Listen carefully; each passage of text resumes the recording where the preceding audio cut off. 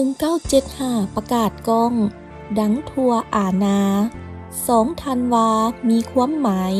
สาวภาษาเอกอ้างพักนำพาลาวพ้นมีความจนถึกกดขี่ย้อนมีพักซี่ซองทางแนวทางยุทธศาสตร์ปวงชนลาวองค์อาจกล้าสถาปนาสปป.ลาวสง่างามแท้แล้วลาวใหม่สุดเอกอ้างเอกราชการเงินตาเดินตามกลไกพักซองเหยืองทางซี่ตามวิถีสร้างเศรษฐกิจเอกราชเป็นเจ้าตนเองในเงื่อนไขใหม่รอบด้านรับประกันดุงเก้า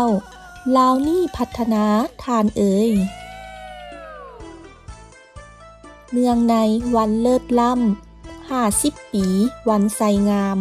พอหอลอขออวยพรไสทั้งอยู่เหนือกลางใต้พักนำพาจงแข็งแกร่งพัฒนาเด่นเก้าลาวหุงเฮืองก้าวหน้าผู้ปวงชนลาวตลอดกาลนาแท้แล้วสมเสยน้ำใจวันชาติที่2ธันวาครบรอบ50 ปีหมั่นยืนด้วยความรู้บุญคุณจากคณะพักคณะผู้ว่าการและพนักงานธนาคารแห่งสปป.ลาว